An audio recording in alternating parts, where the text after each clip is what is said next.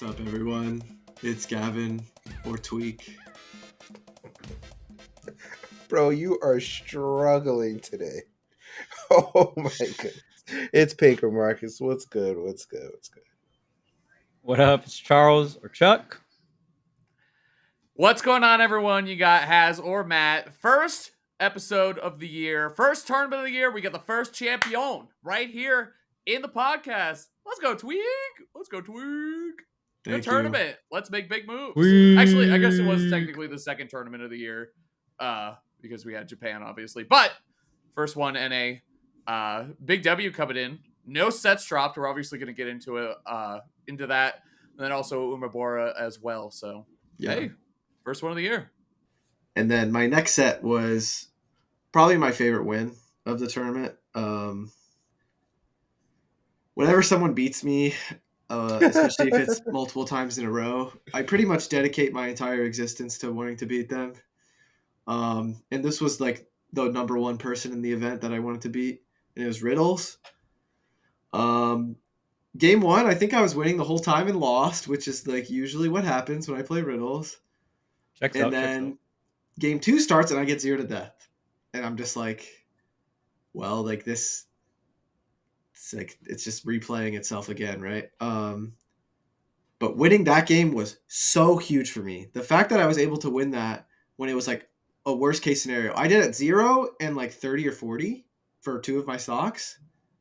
So basically it was completely unfair, but I still won. And I'm super proud of that. And then I feel like I just ran away with it the next 2 games, especially game 3, I think. Hollow Bastion worked out really well those 2 games. And I just practiced really hard for that one. And a lot of my strategies worked really well. And that's what I'm most happy about, that I like really studied up. I even played some friendlies with Riddles, like learned a lot, and just worked really hard for it. And that was my favorite win of the event. And then I think everyone's favorite or like most anticipated was me versus Leo. And that's another thing, like playing against someone like Riddles and like having a crazy tense situation and being able to win, and like my reward is I get to play like my biggest rival. Felt really good. Like I worked hard to get to that spot. And like the Anathema set was even crazier. So I was happy. I felt like I kept my cool in so many different situations that were very scary as a Diddy player, because it's not like I'm just going to kill you at 0. Like I have to I only got 1 early stock in all these situations. You know what I mean? But yeah, and I know everyone wanted to see me versus Leo's Joker. And I was pretty impressed with Leo's Joker because obviously he hasn't played me with Joker before, like my Diddy, that is. And I just expected Leo to be uncomfortable. But I think he played it. I think he has the foundation set already without ever playing against me, which is pretty cool. Because I've actually played the matchup on both sides. I had a Joker phase for a bit, and I played with Rivers and stuff. And I kind of know what Joker has to do if he wants to win. And Leo actually did it pretty well. So I think it's pretty cool that like it's only going to get harder, because I like, not to sound arrogant, I thought he would have to lose to me a couple times to figure out the foundation for that matchup. But he was clearly like a bit more ready for it than I thought. So game 1 was last hit, and game 2 I like won like a little solidly, but it's like Joker. I think I was like at 50. So I guess it's not like super dominant. Game 3 I made like a pretty crazy comeback, which is like so huge. Like going up 2-1 instead of being down 2-1 is insane. But yeah, his Joker played it phenomenally in a lot of situations, I think. But game 4, I feel like I had it figured out for that set. I played pretty well at the start of that game 4. Bro, you were mixing, bro. Yeah. Everybody was tweeting about that. They were like, bro, did you see the cross up down 2 in the blood? And I was like, yeah, those first 2 stocks were like very ooh. cool. You're doing the dash attack, cancel, like jump, turn around tech a lot too. Yeah. There was a sequence. I hope people even realize that's what I did. It's just so hard to react to. And Yeah. yeah, I think this was such a anticipated matchup too, right? Like you said, this is the first time Tweek's Diddy versus Leo's Joker ever happened. And I remember when you were picking up this character, one of the big pluses for you were like, oh, Diddy does well versus Joker. Like, I think this is going to be my answer to Leo's Joker. But Leo switched characters in quarantine as well. Yeah. You picked up Diddy in quarantine, and then he picked up a pilot in quarantine. So we really never got to see the showdown. That's right there. That clip. So good. That was the dash attack cancel to like you dash attack and then you cancel a jump. You have to pivot the item toss around. Really hard to react to. And then obviously Gavin also reacted to the fact that he was on the other side. So incredible play. This set, it was really fun to watch. And it was just a clash of something that everyone has been anticipating for such a long time. The Tweek Diddy versus the Leo. Yeah. So I'm glad we finally got to see it. It feels like Summit where like it felt like it was grand finals and it definitely wasn't. And then I basically just watched Spargo versus Gluto just to see who I was playing against next, of course. And Gluto has definitely done it before. I think Gluto had won the last couple sets or something like that. I was basically just watching, and if Gluto like won, I was going to warm up Sephiroth because I haven't played Sephiroth in the entire bracket yet. But if I played Spargo, I was just going to go all Diddy. And Spargo won, so it's like, all right, I'm not even going to bother warming up Sephiroth yet. And then me versus Spargo, like, how many times has it been game 5? I'm getting sick of it. I feel like we both, especially him, because he's like, he won a few times in a row. I feel like his adaptation is so dominant and quick. It's just like robotic almost. It's really frustrating to play against. And like, I take so much damage every hit. I can't play the game. Can't get my feet on the ground. But yeah, I obviously kind of like the Riddle set. He was like number 2 on the list of people I wanted to beat this weekend. And I figured if I made it all the way into the bracket, it would be like me and him at some point. And the things I specifically practiced, I credit to the win. But it's definitely scary that it has to be that close. So I'm going to continue to study it. And I feel like Spargo just guessed right in so many spots. Like in the scraps, like every cross slash connected, got like a bunch of grabs. It's like, what is happening? You're a robot. Like, and losing that guessing game or that scrap versus Cloud isn't good. Cloud does like 20 damage like per straight hit. Like it's a lot.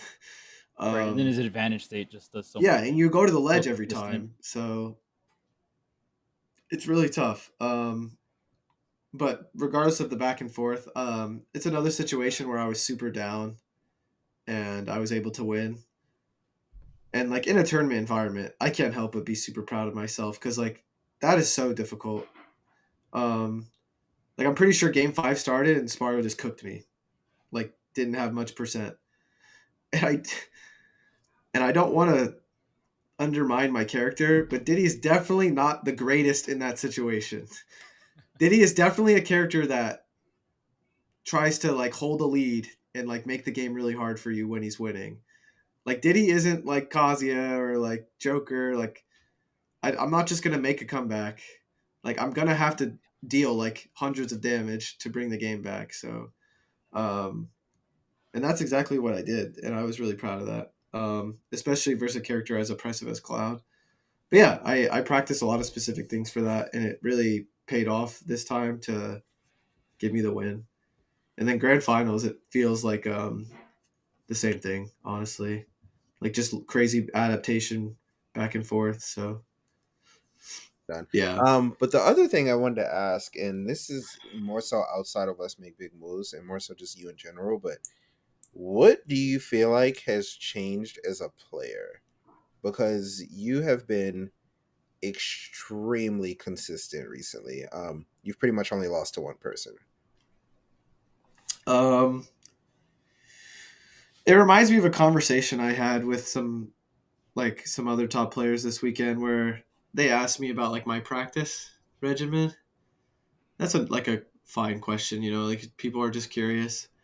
And I told them I play for 2 hours a day. Like I just stream my practice and that's all like if I'm not live, I'm probably not playing. Sometimes I play once in a while with like Haz or something. Like in a Discord call. It's obviously not the same as like super grinding. But yeah, it's usually 2 hours a day on a stream. And I set this for myself a while ago. I think I've talked about it on the show where I used to burn myself out every day. I used to play until my brain was mush. And like physically I was exhausted. Like I wouldn't eat. Like I would just not take care of myself and I would just play until I knocked out. And like, you know, I specifically set a regimen for myself. I think I could play more a day, but that was my starting point, and I've kept it like that for a while.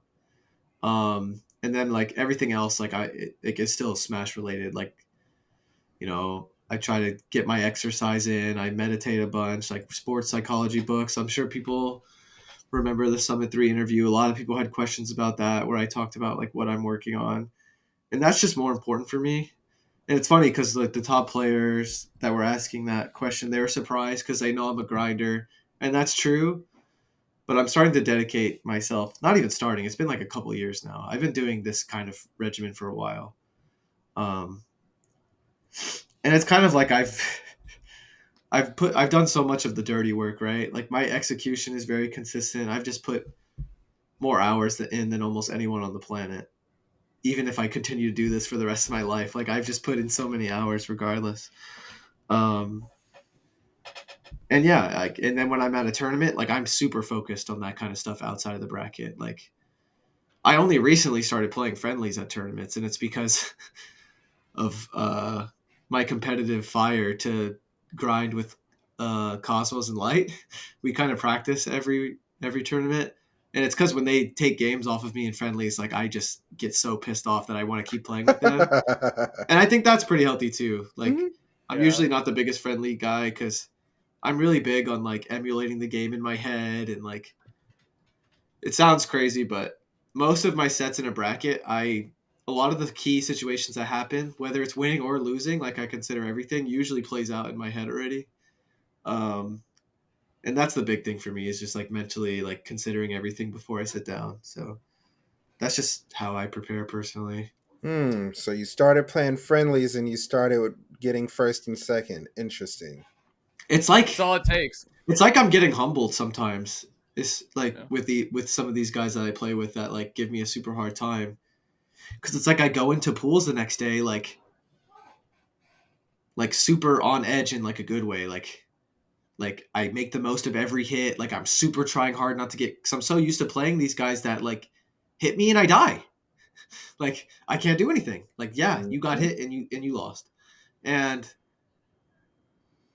when I play in tournaments, sometimes it's pretty surreal because like I'll get hit and I won't die for it in some other matchups, or I play my disadvantage better, and like I'm like, oh, I can do this. I have more than just one. Play the game. I have more than like a couple chances to win.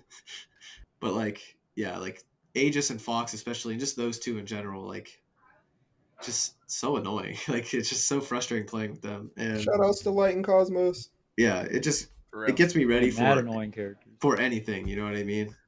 Yeah. So yeah, big shouts to them. I feel like we grind with each other, and we're also very supportive. Like we're watching each other's matches. Like goals, bro. Genesis coming up. Time to make it somewhere. Time to top 8 of Genesis. Jeez, I've never top 8'd Genesis. It's funny you win this tournament and the goal is to top 8 Genesis. I think it's not the goal. No, it's not. Very good stepping stone. It would be nice. It would be nice to play on Sunday. Jeez. I think if you top 8 Genesis, you win. Yeah, you carry that momentum. Like, I appreciate that. Yeah. Just let me play on that stage for once. Jeez. We also got to shout out Umi Bora, right? We do, yeah. We can wrap it up with that. Oh, true. This Aquilo is dominant. Yeah. Very much so. Like we said, the big four coming to Genesis. You, Aquila, Leo, and Spargo. But dude, I mean, All 4 of you can make top 8. None of you can make top 8. Very unlikely, but I don't it know is about that possible. one. It's possible. It's possible. That's It's just I how guess. great I- the chance is. Would bet obscene amounts. Of Yeah, money me that too. that Like wouldn't thousands of happen. dollars. Yeah, that like That one of you would make top 8. that one of the 4 of us. I don't know. Oh about well, that. yeah. Maybe Huh? even What 2. are the odds? What are the odds? I would That's even what I'm saying. I odds. would We even need bet odds. obscene amount of money on 2 of the 4. Like I We would need risk it. fatality to tell us the side betting odds on this one. We do. Good old Griffin on the side bet. Yeah, Cola won. T got second. T very, very, very consistent as He well. is also one of the most dominant players Yeah. in Smash, not only just Japan. I need to see Yoshi. He is the face you in see NA in top 8, tournament. you know what I mean? I know. We do need to see. Dude, he has them putting Yoshi top tier. Like Yoshi top 3. Dude. What the hell is going on? That's Wait, was Ken at this tournament? I Didn't don't Ken beat remember. Yoshidora? Did Ken like just have I can't remember who beat. Was Yoshidora. Yoshidora's losers run that big, or was I looking at It was a different long. It tournament? was a pretty long losers run. Okay. Because Didn't Ken Or- beat Yoshidora? 4. I think 4 or 5. Maybe Shuton beat Yoshidora. So maybe I was looking at a different tournament. You might So be I did- right though. I do not remember. Maybe Ken wasn't here. Maybe I should shut up because I don't know much about Or this maybe event you- because I you was were in at New York. a What the different heck? tournament. Yeah. I don't remember. well, we know top 8. So All right, there we go. We Yeah. got it here. Yeah, lost Was it to Ken? T and Ken. There you go. Oh, You Ken. got it, Yeah, good. there- look at you. Let's You go. got it. and this tournament was crazy. So stats. where- It was Yeah, insane. Yumeki, It was dude. Yeah. insane. So Yoshidora's It- run had to be crazy if Ken It didn't was get top long. 8. Yeah, it was long. This is It's a top classic. 48. Yeah. This That's is a a lot classic of wins. Japanese tournament. Round Umebora one. has been a Yeah. series that's been going on forever in Japan. Shout outs to I feel like it's Meki, one of those who things was the where main like TO. all the people at Let's Make Big Moves wanted to watch it, even though we were playing. Like it's Yeah. one of those tournaments, you know. Yeah. I love those tournaments, the crossover events. But it did suck because we didn't have any Japanese players at Let's Make Big Moves. And they obviously didn't, it's whatever, man. Didn't work out. But obviously it's going to happen at Genesis. That'll be a good one. Before we wrap up today, a couple shout outs. As you notice, we have a new layout here. Our producer, Chris, has been hard at work creating new layout here. It looks really, really nice. He did a great job. Yeah. And like Gavin said at the beginning of the episode, B as well. Changing the color scheme looks very good. Orange, my favorite color, so that worked out well. Orange and green looking good. We're going with versions now instead of seasons, so fits in line with Tweek's branding there a little bit. So we thought that was a good decision to make. Very, very exciting development for TweekTalks is we are working with an individual who goes by Haramski, and he translates Smash Ultimate content to Japanese. And now TweekTalks, we've been working with him, and we're going to be doing TweekTalks translated too. He's going to do Japanese subtitles for it, which is very, very exciting for several different reasons. So yeah, check that out. He's been doing Check it the for a channel out, while, yeah. but yeah, now it's like super official, and we're really, really happy to be working with him. We've actually wanted to for a long time, but it just kind of fell off the radar, and now it's back on. So we're super happy. We love, and probably one of our favorite things, definitely one of my favorite things about Ultimate is how global it is. So being able to reach a whole new audience and a new set of people is really important to us. So we're really happy we can make that happen. It's crazy and, how popular it is. Yeah. The show is like in different places. So thank you for that. Yeah. So new season, off to a good start here. New color scheme, new merch is coming out. New version. Thank you. Good call. New version is strong. We'll have the merch. We'll get the link to the merch, the link to the Japanese translation, to everything. We'll put it all in the info there, so we'll get it all going there. But we're pretty excited. It's gonna be a good season. It's gonna be a good version. There we go. All right, that's it. Go ahead, Gavin. Sign us out. Yeah, thank you so much for everything supporting the show. Shouts to Max and Joe and everyone for running a fantastic event, all the TOs, and yeah, thank you so much. Have a good one. See you.